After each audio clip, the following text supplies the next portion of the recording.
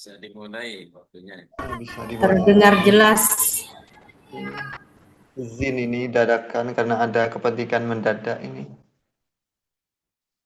Assalamualaikum warahmatullahi wabarakatuh.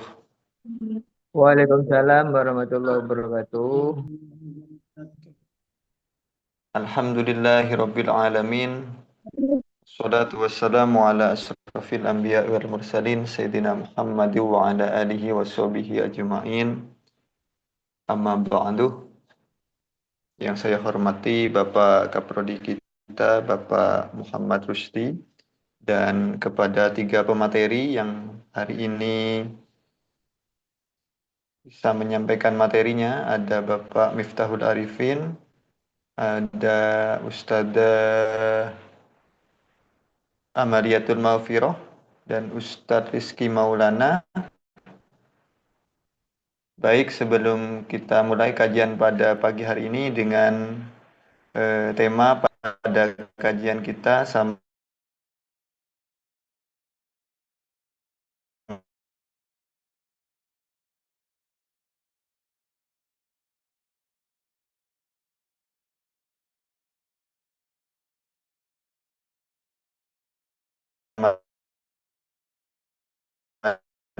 dengan kayak kemarin melanjutkan yaitu tentang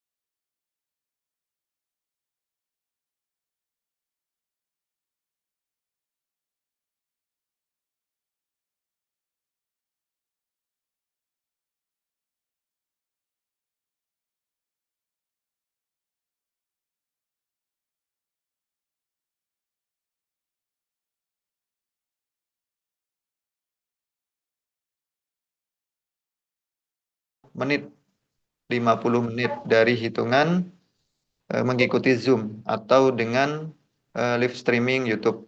Pertanyaan bisa diajukan ketika mengikuti Zoom ini bisa diajukan di obrolan atau menggunakan komentar di live streaming YouTube. Terima kasih kepada pemateri pertama, Ustadzah Amaliyatul Maufiroh. Waktu dan tempat kami haturkan.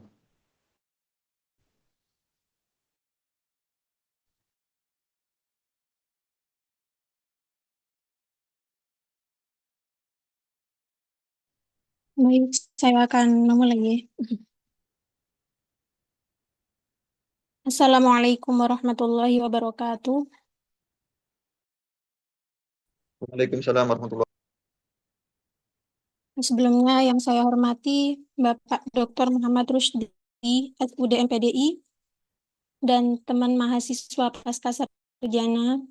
Di sini saya akan menjelaskan mengenai sedikit penjelasan singkat mengenai kitab Kimia As-Sa'adah karya Abu Hamid Al-Ghazali, ialah bahwa kebahagiaan sejati itu tidak hanya terletak pada harta, kedudukan, dan kenikmatan. Akan tetapi terletak pada pengenalan diri atau ma'rifatun nafs. Yang kedua, tazkiyatun nafs dan ma'rifatullah. Kebahagiaan yang ada pada diri manusia itu yang sempurna bergantung pada keseimbangan tiga potensi pada diri manusia. Yang pertama, ghadab, ialah emosi atau amarah. Jika seorang manusia itu tidak bisa mengendalikan hawa nafsunya, jika berlebihan, maka manusia tersebut akan menjadi kasar, mudah memukul, dan juga akan terlalu lemah dalam hilang kesemangatan dan keberanian.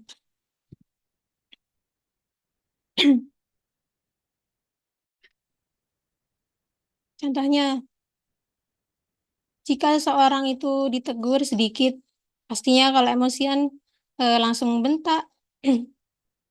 Dan juga jika terlalu lemah, keemosian itu ya tidak bagus juga.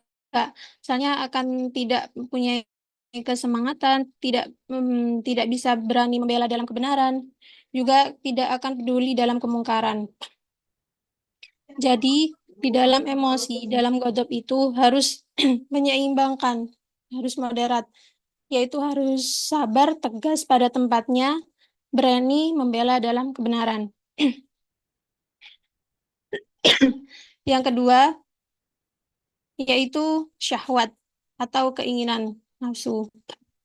Jika syahwat berlebihan, maka akan jatuh pada kemaksiatan dan kefasikan. Jika terlalu lemah, maka akan menjadi tidak berdaya.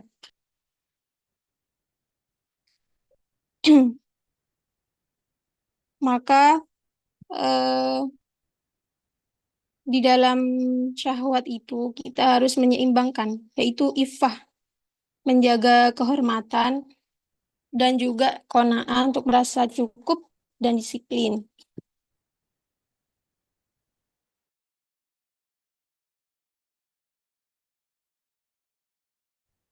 Contohnya kita harus membatasi di dalam kejelekan dan juga jangan berlebihan di dalam mengikuti syahwat. Yang ketiga yaitu akal atau ilmu. Di sini yang dimaksudkan akal ilmu, seorang manusia itu harus mengendalikan seorang harus mengendalikan emosi dan syahwatnya agar tetap moderat. Artinya apa? Seorang itu jika mengendalikan, menyeimbangkan antara ghadab dan syahwat, maka seorang itu akan berpikir menyeluruh. Contohnya seperti jika orang bisa menyeimbangkan antara emosi dan syahwat, seperti halnya ibaratnya kuda ya. Kuda itu seperti emosi dan syahwatnya, sedangkan akalnya itu kusirnya. Jika kusirnya lemah dalam mengendalikan kudanya, maka kuda tersebut akan liar. Ya, selanjutnya yaitu mengenai karakter pada diri manusia. Karakter pada diri manusia di sini dibagi di dalam kitab Kimia As-Sa'adah, dibagi menjadi 4. Yang mana telah dijelaskan oleh yang pertama yaitu karakter binatang. Artinya apa? Manusia itu mempunyai karakter binatang, terlalu fokus pada contohnya seperti makanan, makan, minum, tidur, dan lain-lain. Contohnya itu seperti hidup untuk kesenangan fisik gitu. Yang kedua, karakter binatang buas. Kenapa manusia mempunyai karakter binatang buas? Seperti halnya ini diibaratkan ini, mempunyai marah, kadang kan emosi pasti ada kan di dalam hati diri manusia itu. Contohnya pendendam, terus suka menghina, seperti itu. Yang ketiga, karakter setan. Karakter setan di sini yang dimaksudkan itu seperti seorang itu kadang-kadang kan pasti punyai iri, terus sombong, dan dengki kayak itu. Contohnya melihat seorang bahagia, melihat seorang yang gagal kayak gitu, anu pasti kan dalam hati itu kalau tidak menyukai orang itu pasti mempunyai hati yang iri atau menipu kayak itu. Itu termasuk karakter setan. Yang terakhir Kurang. yang keempat itu karakter malaikat. Kenapa dikatakan karakter malaikat di sini mengenai kasih sayang, kejujuran dan kebaikan. Contohnya seperti ikhlas di dalam membantu tanpa pamrih. Oke, sekian dari penjelasan saya, kurang lebihnya mohon maaf. Wassalamualaikum warahmatullahi wabarakatuh. Waalaikumsalam warahmatullahi wabarakatuh. Terima kasih dari Ustazah Amaliatul Maghfirah. Terus untuk selanjutnya, untuk materi kedua akan oleh Ustadz Miful S. Jangan lupa untuk bagi yang akan bertanya bisa disampaikan lewat obrolan di komentar di live streaming waktu dan tempat kepada Ustadz Miftahul Arifin kami haturkan. Bismillahirrahmanirrahim. Assalamualaikum warahmatullahi wabarakatuh. Bismillah, alhamdulillah, wassalatu wassalamu ala rasulillah Sayyidina Muhammad ibn Abdillah, amma ba'du. Pasti kan Yang kami dalam hati itu kalau hormati tidak menyukai orang itu pasti Bapak mempunyai hati yang iri atau Saprodi, menipu kayak itu. Itu termasuk juga karakter yang setan. Yang juga terakhir yang teman-teman keempat itu karakter malaikat. sekelas Kenapa seperjuangan dikatakan karakter malaikat di dan sini mengenai kasih semua sayang, audien kejujuran yang dan kebaikan. hadir Contohnya dan seperti ikhlas mustami di yang dalam membantu tanpa mendengarkan pamrih. di Oke, live sekian dari streaming penjelasan ini saya, kurang lebihnya mohon yang maaf. insya Allah Wassalamualaikum sama-sama warahmatullahi wabarakatuh. dimuliakan oleh Allah. Amin. Waalaikumsalam Baik, langsung warahmatullahi saja. wabarakatuh. Sebelum saya mulai Waalaikumsalam warahmatullahi wabarakatuh. memaparkan materi hari apa dari Kimia As-Sa'adah, sebelumnya saya mohon maaf karena sudah beberapa kali saya mengulang membaca kitabnya, saya tambah bingung. Jadi ya, saya tambah bingung sampai mulai tadi malam saya tidak bisa tidur sampai tadi pagi tuh saya kepikiran apa yang saya pelajari mulai kemarin seperti itu. Jadi sekarang kemampuan saya untuk memaparkan materi ini hanya bisa membacakan saja, tidak bisa memaparkan, tidak bisa menjelaskan apa yang saya dapatkan mulai kemarin-kemarin waktu saya belajar membaca ini.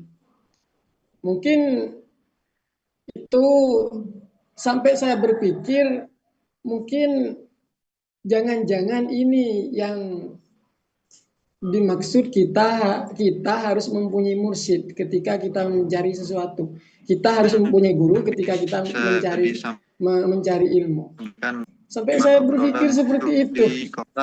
Jadi sekali lagi saya mohon maaf sebisa saya untuk pemaparan ini untuk presentasi atau pemaparan materi dari kitab Kimia Usahadah ini, saya hanya akan membacakan beberapa ini dari isi atau ya dari isi kitabnya Imam Al-Ghazali tersebut. Seperti yang Bismillahirrahmanirrahim, seperti yang sudah disampaikan mulai kemarin-kemarinnya,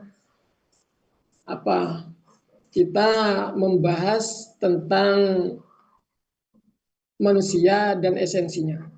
Sebenarnya itu sudah mulai kemarin sudah panjang, luas, dan lebar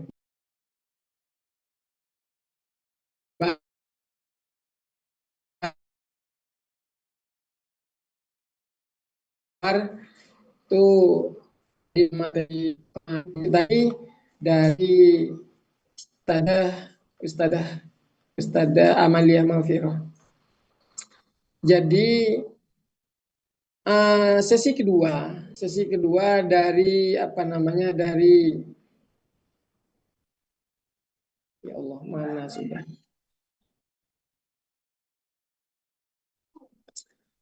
Dari bab kitab Kimia Usahadah itu adalah mengenal Allah. Nah, ini di sini yang saya bingung. Apa yang saya mau sampaikan, saya masih belum mengenal, seperti itu. Jadi hadis yang sudah disampaikan berulang-ulang kali dari kemarin itu, barang siapa yang mengenal dirinya maka dia akan mengenal Tuhannya, yakni mengenal Allah. Nah, Allah siapa itulah. Kalau Allah yang kita maksud Tuhan kita, berarti dia bukan Tuhan, karena dia masih, ini yang saya bingung, karena dia masih mempunyai nama. Dan nama itu kita sendiri yang membuat. Itu yang saya bingungkan. Dengan merenungkan wujud dan sifat-sifatnya, manusia sampai pada pembagian pengetahuan tentang Allah, mengingat banyak dari kita yang merenungkan dirinya tetapi tak juga menemukan Tuhannya. Malah tambah bingung ketika kita memikirkan atau mencari. Berarti ada cara-cara tersendiri untuk menjalani perenungan tersebut, yang diantaranya Imam Al-Ghazali di sini memberikan satu jalan untuk menemukan atau mengenal siapa Tuhan kita. Bukan Allah, siapa Tuhan kita secara umum. Kurang 2 menit Ustadz Arifin. Seperti yang sudah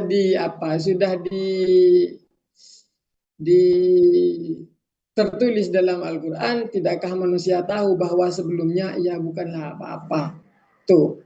Lalu ia akan mengetahui bahwa ia terbuat dari setetes air yang mengandung intelek, yang tidak mengandung intelek, tidak mempunyai pendengaran, mempunyai kepala, itu pokoknya setetes air. Jadi jelaslah setinggi apapun tingkat kesempurnaannya, itu tidak menciptakan dirinya sendiri. Kita tidak menciptakan diri sendiri. Tidak punya kemampuan untuk hal itu. Bahkan tak kuasa untuk menciptakan meskipun hanya sehelai rambut pun. Seberapa sangat tak berdayanya manusia, yakni kita. Lalu selanjutnya, jika kita memikirkan lebih lanjut mengenai hasratnya terhadap beragam makanan, penginapan dan lain sebagainya, seperti yang sudah Bapak narasumber kemarin sudah paparkan, dan bahwa terhadap beragam makanan, penginapan dan lain sebagainya, hal-hal yang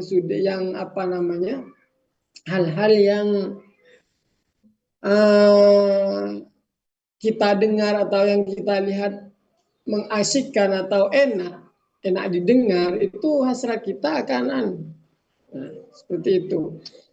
Ia akan menyadari bahwa kasih sayang Allah sama besarnya dengan kekuasaan dan kebijaksanaannya, seperti itu.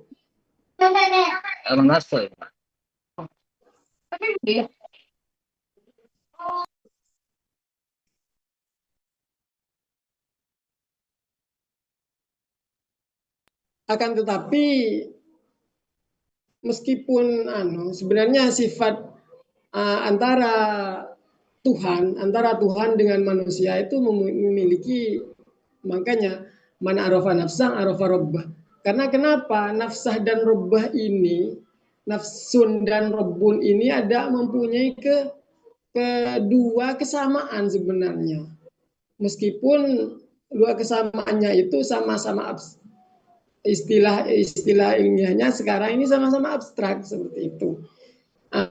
Maka tidak seorang pun bisa memahami seseorang kecuali orang itu sama dengan raja tidak bisa mengenali seorang raja kecuali seseorang tidak akan bisa mengenali bahwa dia adalah seorang raja kecuali orang tersebut adalah raja juga, seperti itu. Orang gila tidak akan mengenali kecuali orang sama-sama gilanya, seperti itulah. Maka perlu ditarik kesimpulan. Bisa Pak Arifin. Gimana?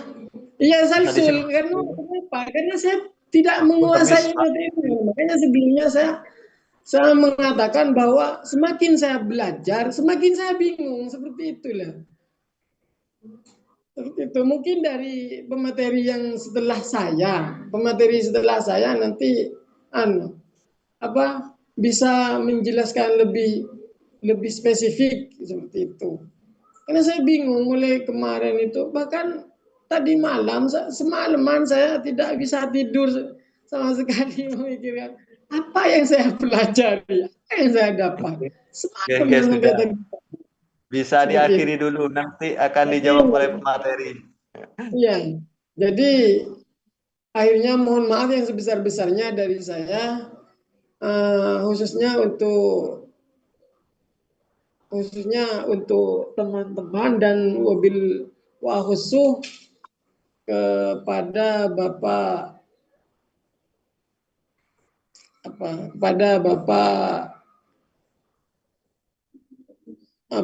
siapa namanya? Ya Allah, lupa ini. Akhirnya dari saya, Assalamualaikum warahmatullahi wabarakatuh. Waalaikumsalam warahmatullahi wabarakatuh. Terima kasih Bapak Arifin, sudah tidak bisa tidur mulai tadi malam. Selanjutnya akan disampaikan oleh pemateri ketiga, yaitu Ustadz Muhammad Rizky Maulana. Kepada beliau waktu dan tepat kami haturkan. Baik, Assalamualaikum warahmatullahi wabarakatuh. Waalaikumsalam warahmatullahi wabarakatuh. Terima kasih atas ya. Sebelumnya yang terhormat kepada Bapak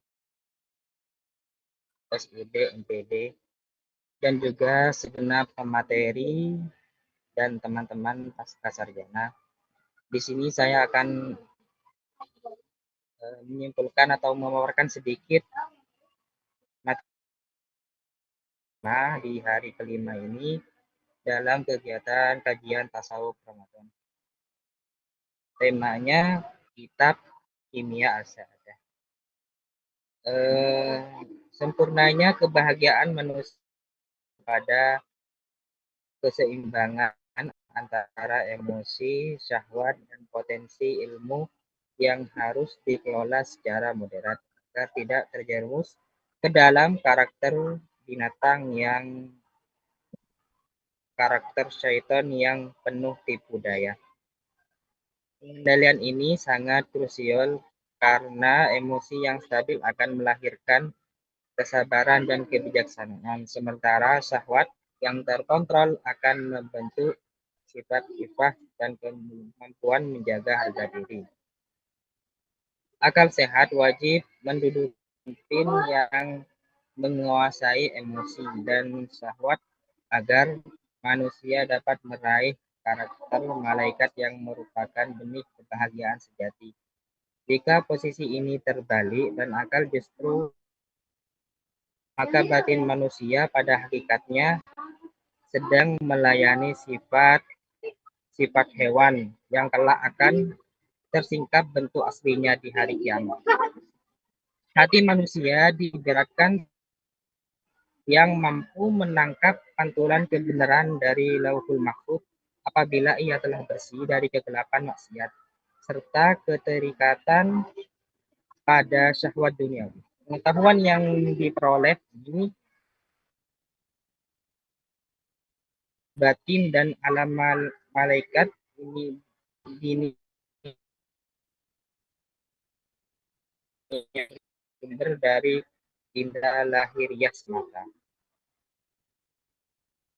Pencapaian derajat mulia tersebut dapat ditempuh melalui metode para sufi, yakni dengan melakukan mujahadah, zikir hati yang berkelanjutan, serta bimbingan dari seorang guru yang telah sampai pada jalan tersebut. Melalui proses penyucian diri yang murni ini, seseorang dapat memperoleh ilmu secara langsung dari hadirat Allah tanpa perintah, sebagaimana ilmu yang dimiliki oleh para nabi dan para wali. Kenikmatan tertinggi bagi setiap anak Adam adalah makrifat atau mengenal Allah. Karena hati memang diciptakan untuk khusus tujuan tersebut dan kebahagiaannya akan terus bertambah sering bertambahnya pengenalan kepada Sang Pencipta. Memahami keajaiban susunan jasad serta esensi hati yang halus merupakan kunci utama untuk menyadari kemuliaan diri dan keagungan sifat-sifat ketuhanan yang tidak akan sirna oleh kematian.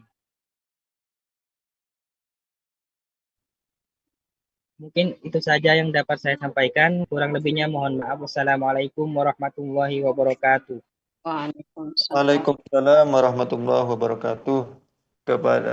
Terima kasih kepada Ustaz Muhammad Rizky Maulana sebagai pemateri terakhir. Perlu diingatkan untuk bagi yang akan bertanya kepada teman-teman semua dari teman-teman Pasca, bisa ditaruh di obrolan atau di komentar ketika mengikuti live streaming YouTube-nya. Untuk selanjutnya, dari kajian kita Kimia Sa'adah ini, part 2-nya akan disampaikan oleh pemateri Ustadz Muhammad Rusdi. Kepada beliau, waktu dan tempat kami haturkan. Assalamualaikum warahmatullahi wabarakatuh. Waalaikumsalam warahmatullahi wabarakatuh. Alhamdulillah wassalatu wassalamu ala Rasulillah wa la haula wa la quwata illa billah ma ba'd.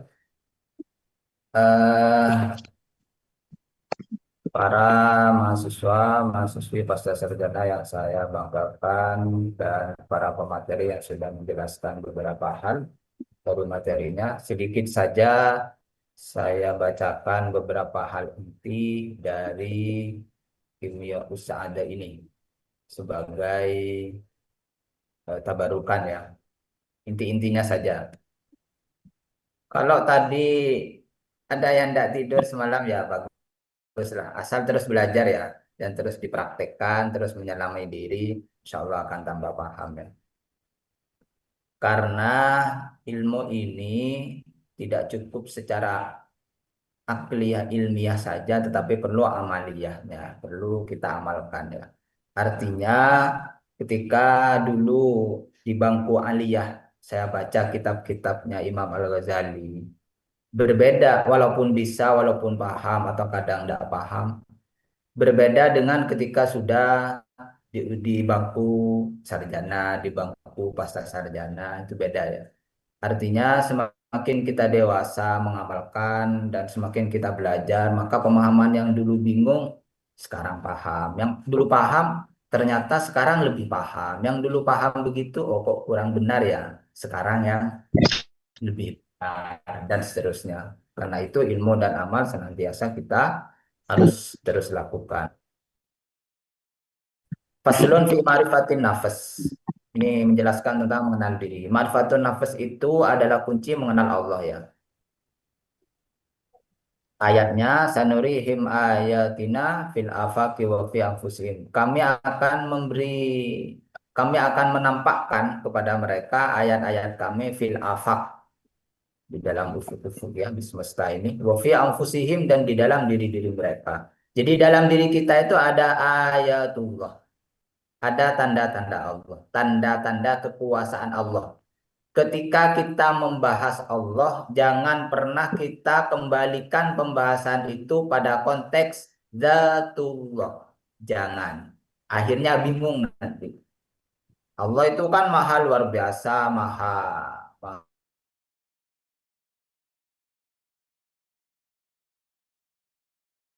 yang tidak bisa kita bayangkan dengan kita kan kemudian yang dia jangan. Tetapi yang kita bahas adalah Allah yang bisa kita agungkan, yang bisa kita sebut, yang kita bisa meminta kepadanya, yang kita bisa mengingatnya begitu ya. Jangan menggambarkan edepnya, jangan, tidak perlu. Yang penting kita mengingat dan seterusnya. Jadi di dalam diri kita ini ada tanda-tanda Allah. Saya bahas sedikit saja. Contohnya, adakah kita yang mampu mengatur jantung detak kita? Suruh berhenti sebentar saja. Tidak bisa kita. Apakah kita mampu mengalirkan darah ini yang senantiasa mengalir di dalam ini, suruh berhenti sejenak? Kita tidak mampu. Apakah kedipan mata yang setiap hari kita mengedip itu suruh berhenti kita tahan? Kita tidak mampu. Nafas yang selalu kita hirup keluar masuk, kita berhenti sejenak 1 jam misalkan, tidak bisa, kita tidak mampu. Padahal itu semua ada dalam diri kita. Rambut yang tumbuh di kulit kita, ada yang pertumbuhannya lambat, ada yang pertumbuhannya sangat lebat. Suruh berhenti saja, jangan tumbuh gitu. Atau rambut kepala kita supaya tidak potong rambut terus begitu, suruh berhenti begitu ya. Tidak mampu kita mengatur itu. Padahal itu ada dalam diri kita. Itu diri kita, tetapi kita tidak mampu. Lah itu tanda bahwa kita itu ada Tuhan yang mengatur. Jadi kita ini ada Tuhan yang mengatur. Maka ketika itu direnungkan, kita akan selangkah lebih mengenal, oh iya ya, saya ini lemah. Maka saya harus bersandar terus-menerus kepada Sang Pencipta tubuh ini. Yang setiap hari, setiap detik bergerak di dalam tubuh kita. Hatta yatabayyana lahum annahul haq. Sehingga benar-benar nyata ya, bahwa yang benar-benar ada, yang benar-benar kuasa, yang benar-benar memiliki, yang benar-benar menjadi raja ya Allah itu. Itu ya. Kemudian hadisnya man arafa nafsa arafa rabbah. Kemudian kita lanjutkan. Jadi kalau kita ini kata Imam Al-Ghazali, kalau engkau mengatakan saya sudah kenal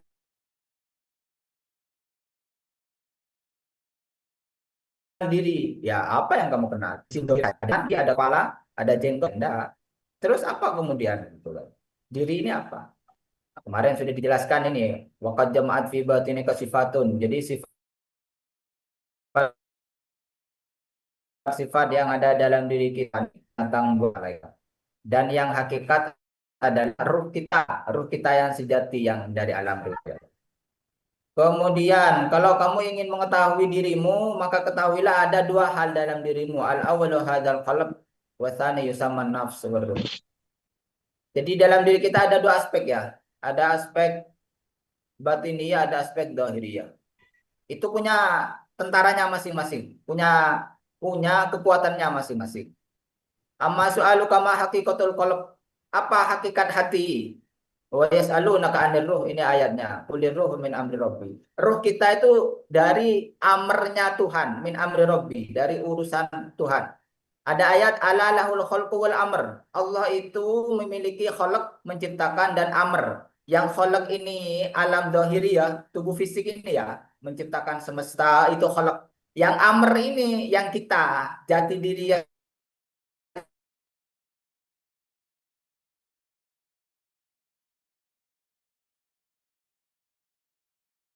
kita yang sejati yang hakikat itu amr itu yang tidak bisa dilihat oleh alat secanggih apapun karena itu bukan alam ini, itu alamul amr, itu bukan alam syahada ini. Untuk mengetahui ruh ya sangat sulit sekali, sokbah tidak, karena keterangannya hanya itu saja. Maka apa yang bisa menjadi ini walladzina jahadu Inna tanah dia naum sembilan. Maka Allah akan semakin mengenalkan diri kita ya. Jadi diri kita itu an-nafas markabul qalb. Jadi diri tubuh fisik ini kendaraan ya, kendaraan jati diri kita yang sejati. Ini kendaraan, fisik ini kendaraan. Fisik ini kendaraan. Yang kita sebenarnya adalah kita yang hakiki itu, yang qalb, yang ruh itu kan. Kemudian, nah, tubuh fisik ini penjaganya ya, tentaranya yaitu adz-dzahiru wasyahwa wal ghadab. Nah, wa manaziluhum yang kemarin kita bahas fil yadain wal rijlain wal ainain wal udunain wa jamil a'dha. Syahwat dan ghadab ini mengalir di seluruh tangan, kaki, mata, telinga dan semua tubuh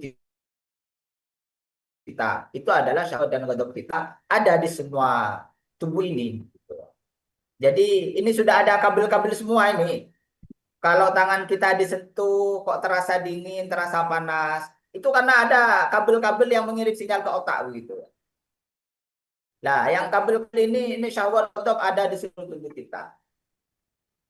Pamanazilu fid dimau. Ya, yang satu pasukan lagi yaitu ad-dimau di otak kita ya. Qawiyul khayal wa tafakkur wa hifdz wa tadakkur. Untuk berpikir, menghayal, menghafal, mengingat itu di otak kita ya. Itu yang apa? Diri kita ya, yang syahwat tadi, yang tubuh fisik tadi. Kemudian tentang hati dan tentaranya. Jadi hati itu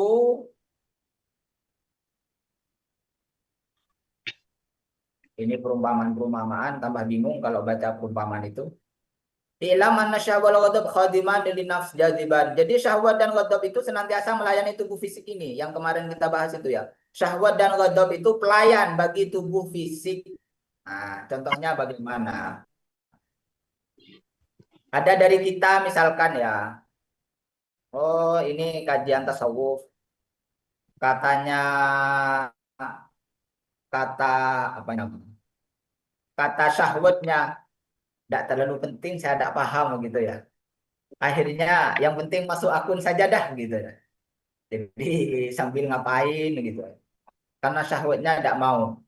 Tubuhnya ini tidak enak.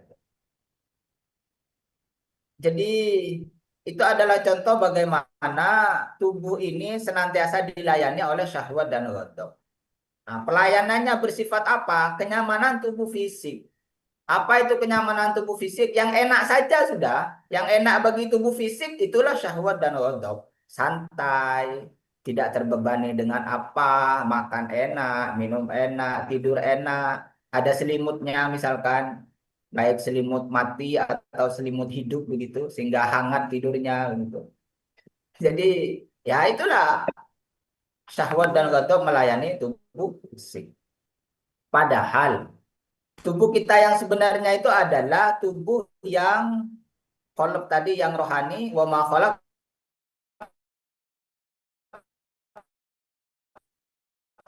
jinna wal insa illa ya atasnya untuk ada gitu, bukan untuk santai-santai enak. Maka kesempurnaan ala salah satu asya kuwatul ghadab kuwatul syahwah wa kuwatul ilm. Nah, ini kebahagiaan kita yang sejati. Orang bingung karena dia tidak seimbang antara ketiga kekuatan ini. Orang sedih, orang khawatir, orang susah, orang kebingungan karena ketiga kekuatan ini tidak seimbang. Antara ghadab dan syahwatnya menguasai ilmnya. Akhirnya ajakan-ajakan syahwat dan ghadab, dorongan biologis dan dorongan emosional diikuti terus. Dorongan minum enak nyaman, dorongan biologi, dorongan emosional, kita harus menang, kita harus mulia, kita harus pamer, kita harus nomor satu, kita tidak boleh kalah, kita tidak boleh dihina. Itu adalah dorongan emosional. Maka dorongan biologis dan emosional itu harus ditata, dibimbing oleh kekuatan ilmu. Kalau itu tidak mengandung ibadah, maka jangan. Kalau itu mengandung ibadah, maka dilanjutkan. Itu namanya pengelolaan syahwat ghadab dengan ilmu. Nah, kita tinggal menggeser saja ya. Untuk mengelola itu digeser. Misal begini, ada orang kuliah, tujuannya ijazah. Dengan ijazah dapat pekerjaan. Kan sudah duniawi itu. Digeser saja dari kepentingan ghadab, itu kan ghadab ya, dan syahwat. Jadi dapat duniawi, dapat uang itu syahwat begitu ya. Kalau pangkat itu ghadab begitu ya. Maka itu digeser. Apa pergeserannya? Saya ketika sudah punya uang atau punya pangkat, itu akan didedikasikan dalam kebaikan, mengagungkan ilmu Allah, menyebarkan ilmu Allah, mengajak orang kepada kebaikan.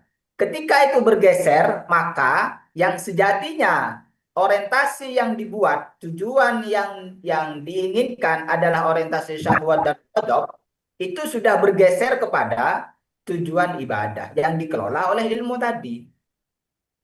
Makan itu adalah syahwatiyah, dorongan biologis.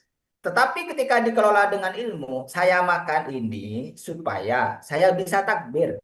Kalau saya tidak makan lemes, mau Allah Akbar sholat, tidak bisa takbir, lemes ini, tidak khusyuk. Nah, maka makannya bukan lagi berorientasi syahwatiyah itu. Itu namanya syahwat yang sudah dikelola oleh ilmu.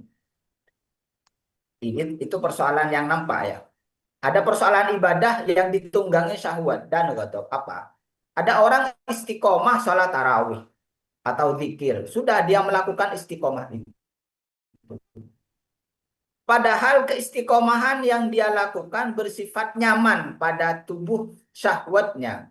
Jadi kalau dia sholat itu nyaman gitu. Setelah sholat enak. Apalagi ada kesan yang dibicarakan orang, kalau itu ya setiap hari tarawih, kalau itu zikirnya luar biasa, tambah semangat dia. Nah, itu udah bergeser. Yang asalnya sholat zikir itu kepada Allah, udah bergeser kepada kepentingan syahwat dan ghadab. Apa kepentingan syahwatnya? Nyaman. Dalam hikam itu, orang nyaman di titik ibadah, hati-hati. Itu terkadang virus, itu terkadang racun. Kenapa? Karena bergeser kepada syahwatiyah tadi. Nah, demikian juga ketika ada orang menyanjung, wah kalau itu istiqomah, wah kalau itu spiritualis, wah kalau itu orangnya rajin ibadah, akhirnya tambah semangat dia. Itu sudah kepentingan ghadab, dorongan emosional. Maka bagaimana yang benar? Itu adalah dorongan ilmu, dorongan yang ruh tadi. Bagaimana ruh hati kita tidak ada lain untuk memuji Allah, untuk mendekatkan diri kepada Allah, murni karena Allah. Sehingga ketika orang sholat tarawih misalkan, di dalam rukuknya dia benar-benar mengingat Allah dan bertasbih kepada Allah. Di dalam sholat kita itu senantiasa duduk berdiri intikal itu baca takbir Allahu Akbar. Tapi kadang Allahu Akbar itu hanya ucapan saja, tidak merasuk kepada hatinya. Padahal yang dimaksud adalah Allah Maha Besar, Allah yang utama, Allah yang Maha Kuasa, Allah yang lebih besar ilmunya, lebih besar kekuasaannya, lebih besar hak pemilikannya, dan seterusnya. Maka ketika takbir Allahu Akbar dilantunkan, hati benar-benar mengagungkan Allah. Inilah kenapa ketika orang sholat perlu begitu, karena melatih syahwat dan ghadab ini supaya dia senantiasa mengagungkan Allah dan bersandar kepada Allah. Orang yang sholat tidak meresapi sholatnya, dia tidak memuji Allah, tidak memuja Allah, dia tidak berdoa kepada Allah di dalam sholatnya. Dalam sholat kan ada doa, ihdinas siratal mustaqim, rabbighfirli warhamni wajibuni, dan seterusnya. Dia tidak meresapi doa itu. Kalau orang meresapi, maka itu sebenarnya mengajari syahwat dan ghadab supaya senantiasa bersandar kepada Allah. Sholat itu kan pengulangan saja. Ada ruku, ada sujud, diulang lagi ruku, sujud, berdiri, dan seterusnya. Apa itu dalam konsep ma'rifatun nafas syahwat dan ghadab? Itu sebenarnya dalam rangka syahwat dan ghadab ini supaya tidak kemana-mana ya. Tidak maunya sendiri hanya untuk tubuh fisiknya saja. Untuk dorongan biologis dan emosional saja. Supaya tidak ke sana. supaya dia mau bersandar kepada Allah, mau meminta kepada Allah, mau memuji Allah, mau membesarkan Allah. Itulah kenapa sholat diulang-ulang. Ada sujud, ada ruku, berdiri lagi, sujud, ruku, dan seterusnya. Supaya begitu, sehingga ketika orang terbiasa meresapi di dalam sholatnya, syahwat dan ghadabnya sedikit demi sedikit menjadi jinak. Sehingga apa yang dia lakukan oleh syahwat dan ghadab tidak murni karena dorongan biologis dan dorongan emosional, tetapi itu ada ilmu, ada penghambaan, ada niat ibadah kepada Allah.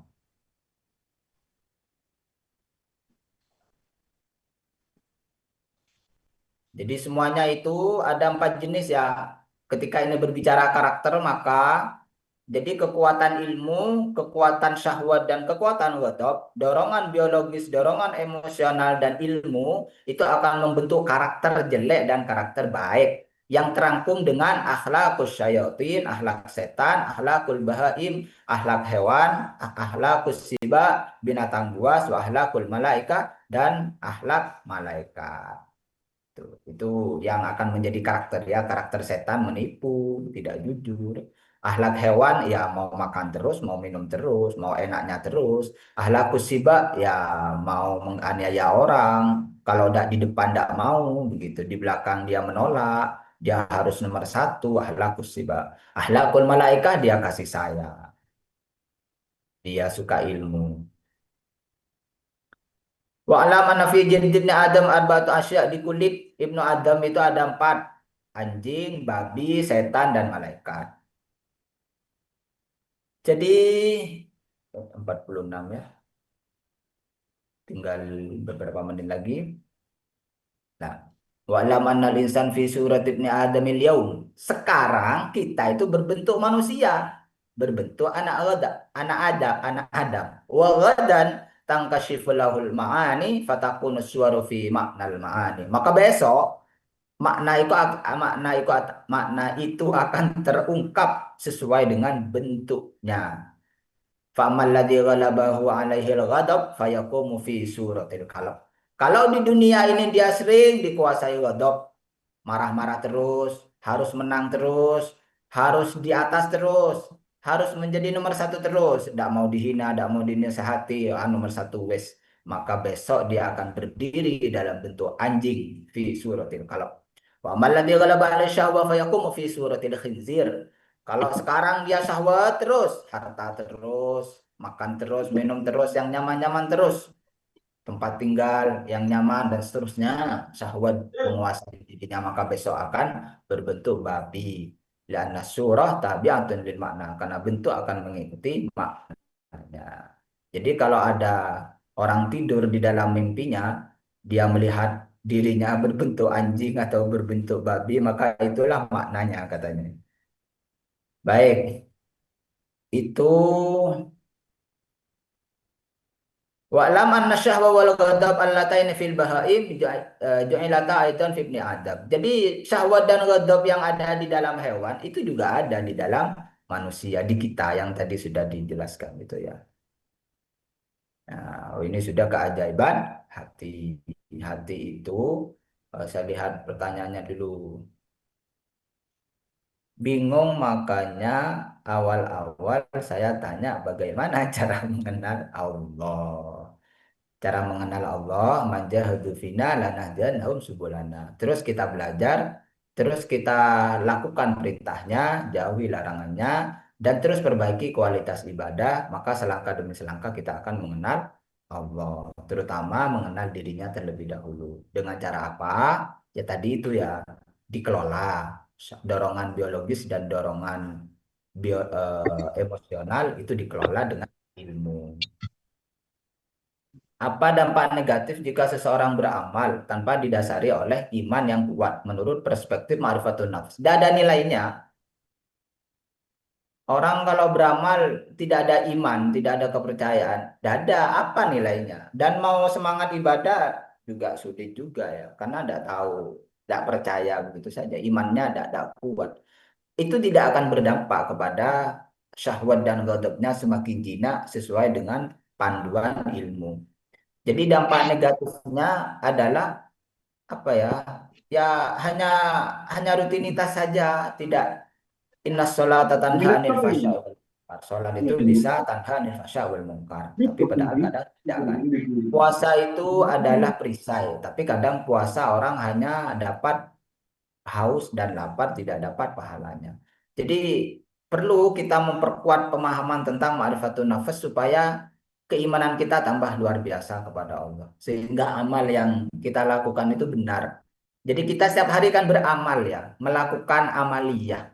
Maka amaliyah itu bagaimana benar harus dikelola oleh ilmu dengan hati tadi. Bukan dikuasai oleh dorongan biologis atau dorongan emosional. Caranya bagaimana? Digeser. Bekerja misalkan. Jelas kerja ini dapat uang. Dimanapun pekerjaannya. Jelas ini dapat uang. Kalau mengikuti dorongan biologis, maka wah, kalau uang kan tidak bisa dimakan ya. Masa tubuh butuh uang kan enggak. Tapi uangnya bisa beli-beli. Beli makanan, minuman, sehingga syahwatnya senang. Beli tempat tinggal begitu, sehingga syahwatnya enak beristirahat. Dengan uang, kalau itu mengikuti dorongan emosional, maka uang saya bisa nanti membuat orang patuh pada saya. Dengan uang saya bisa menyuruh orang. Dengan uang saya jadi raja gitu. Nah, itu kan dorongan emosional, dorongan ghadab. Maka cara mengelolanya bagaimana? Saya kerja dapat uang ini untuk ibadah. Buat apa uangnya? Digunakan ibadah, disedekahkan ke orang, diberikan ke keluarga, diberikan ke dalam pendidikan. Maka berubahlah dari dorongan syahwatiyah tadi menjadi dorongan ilmu dan itu ibadah. Maka uang yang didapat tidak kemudian dipergunakan kepada hal-hal yang menjadi dorongan biologis atau dorongan emosional syahwat dan ghadab, tetapi dipergunakan dalam ibadah. Hanya saja perlu istiqomah dilakukan terus supaya jadi kita kan sudah tahu kita ini hidup untuk ibadah. Jadi makan minum apa itu untuk menunjang ibadah supaya kuat takbirnya Allahu Akbar. Supaya kuat makan. Ketika makan kita kuat bertakbir itu. Walaisa syai'un aqrabu ilaika min nafsik. Ada teks, ada ayat walaqad khalaqnal insana wa na'lamu ma tuwaswisu fi nafsi wa nahnu aqrabu ilaihi min hablil warid.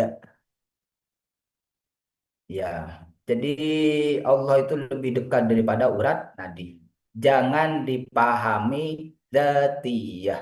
Kalau dipahami dzatiyah, bingung kita. Allah dekat dengan kita, jangan dipahami zatnya. Allah dekat dengan kita, jangan. Zat Allah itu Al-Quds, suci, Ta'ala, maha tinggi, subhanahu, maha suci. Tidak bisa kita bayangkan, tidak bisa kita beri tempat, tidak bisa kita beri arah Allah itu di mana, ndak. Diberi tempat tidak bisa, diberi waktu tidak bisa. Allah itu ada sesuai dengan adanya. Jadi tidak bisa kita bayangkan, tidak bisa kita interpretasi, tidak bisa zatiah Allah. Maka apa maknanya? Allah lebih dekat dengan urat nadi tadi, jangan dipahami secara zatiah. Dipahami secara apa? Terserah sudah. Yang penting jangan zatiah. Misal, Allah itu lebih dekat dengan urat nadi kita. Urat nadi itu siapa yang ngatur? Kita kah? Tidak. Yang mengalir darah di urat-urat di dalam siapa yang ngatur? Bukan kita, Allah. Kalau Allah lebih dekat, ya iyalah. Masa enggak? Wong kita saja tidak tahu darah yang ada di dalam. Coba dilihat mana darahnya. Yang putih, yang merah mana? Tidak bisa kan? Jantung yang berdetak kita lihat. Tidak bisa kita. Loh, siapa yang menggerakkan jantung ini? Loh, siapa lagi kalau bukan Allah? Loh, terus yang lebih dekat siapa? Ya pasti Allah lah begitu kan. Tapi bukan zatiahnya. Semua pengaturan dalam diri kita itu ya Allah. Maka ayat ini akrobu ilaihi min hablil warid itu jangan dipahami dzatiyah. Bingung kalau dipahami dzatiyah. Dipahami di selain dzatiyah saja bahwa kita saja yang dekat. Kita saja yang dekat dengan darah kita. Kita tidak bisa mengatur darah itu berhenti mengalir. Kalau darahnya sejenak saja tidak mengalir ke otak, pusing dia menjadi darah rendah atau darah tinggi. Padahal darahnya ada dalam diri kita, tapi kita tidak bisa. Jantung kita yang ada dalam diri kita, yang kita dekat dengan jantung itu, yang itu hidup terus. Kalau jantung yang bermasalah sakit-sakitan orangnya, lah itu siapa yang ngatur kalau bukan Allah gitu. Lah yang lebih dekat dengan jantung kemudian siapa? Ya yang mengatur tentunya. Kita yang dekat dengan jantung saja tidak bisa memberhentikan gitu. Kadang ketika ada tekanan dok dok dok dok dok dok dok, dok, berkencang, berdebar kencang. Ya itulah Allah ya. Maka ya Allah ini yang ngatur. Sebagaimana yang disinggung oleh pemateri tentang hasrat manusia terhadap makanan, tempat tinggal, dan kesenangan.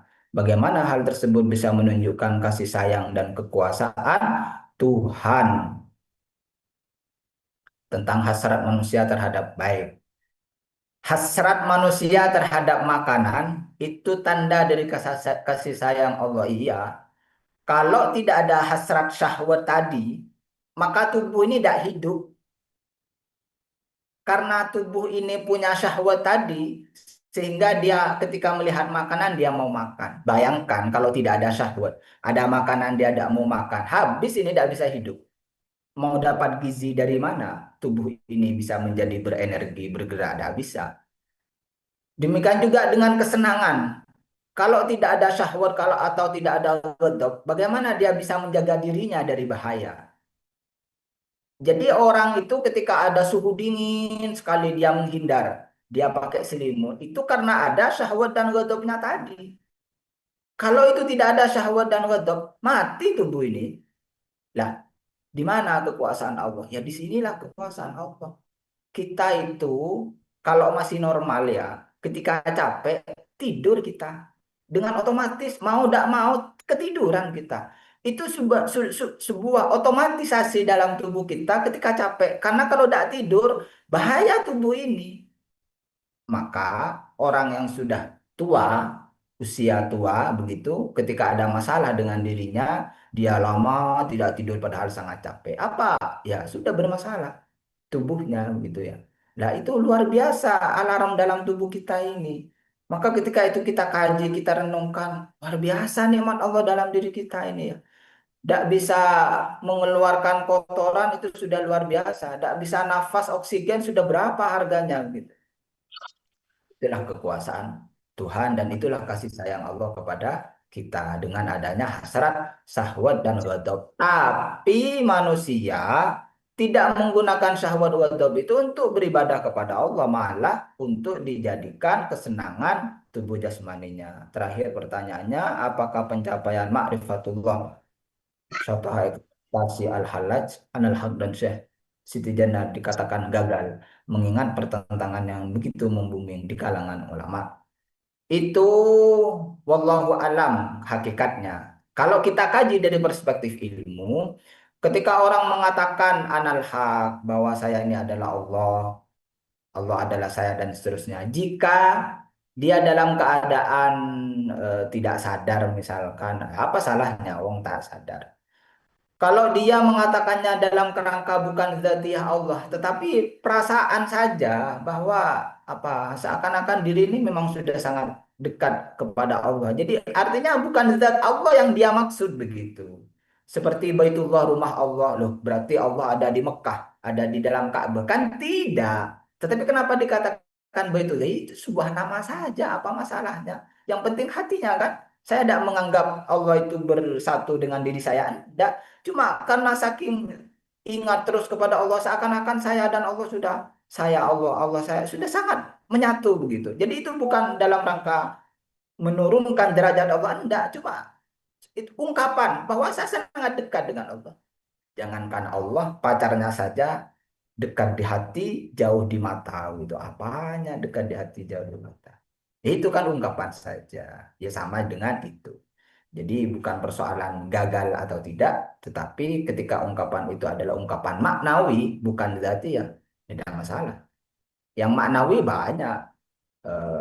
Ketika Allah turun dari langit banyak bahasa-bahasa konotasi itu. Itu bukan zatnya Allah, bukan.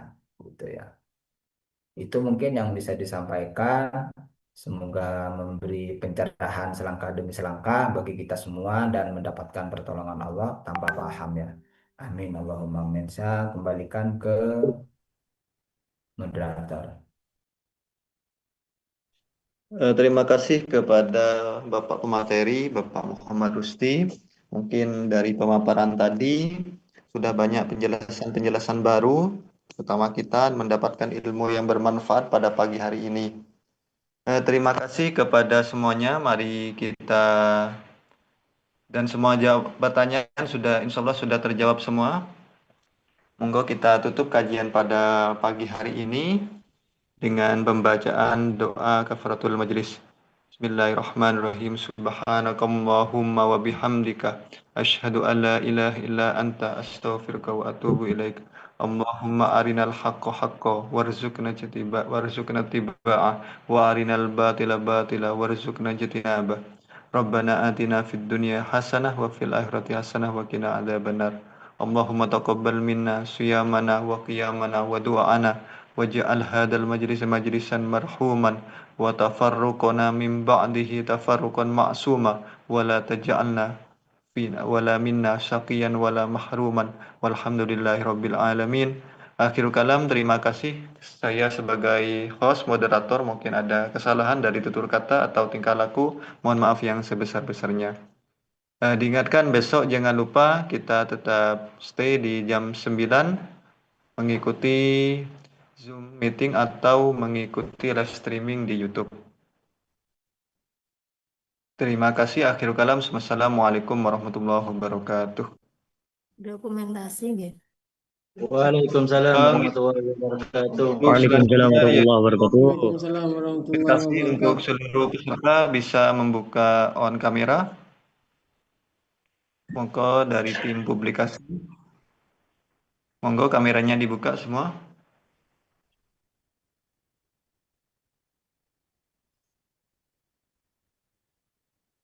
Ada teker miring songkok, langko.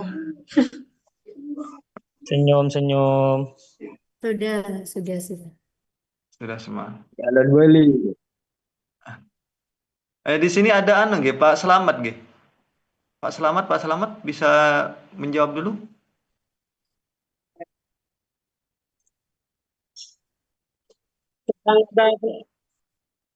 Sedang ada pelayanan katanya. Bapak Rofiki ada? Ada Pak. Jenengan Pak Selamat nggih hari Kamis nggih. Oke, gantinya Pak Selamat. Ditukar. Oh, berarti Pak Selamat di Sabtunya. Oke. Oh, Pak Selamat Sabtu. Untuk Pak siapa namanya ini dah? Pak Haryanto. Ustadz Haryanto. Ada. Pak Haryanto, jenengan hari Ahad itu tampil lagi nggih? Apa kesalahan ini kayaknya?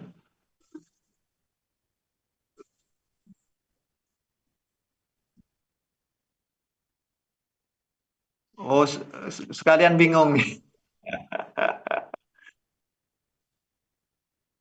Nanti Ate, hari Pak. Ahad, insya Allah saya mungkin Pak Haryanto yang menggantikan.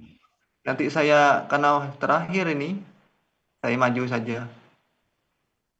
Karena kalau hari Ahad ini jenengan nggak tampil cuma berdua, Mbak Marisa sama Mbak Azimah.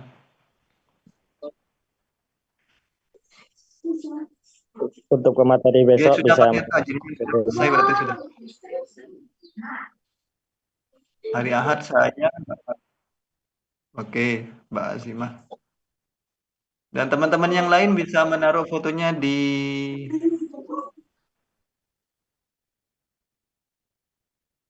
Iya, kosong masih di Google Drive masih kosong fotonya. Cuma foto di 3A.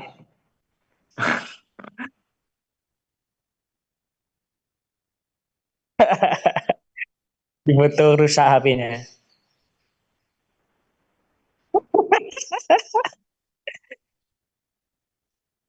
Enggak.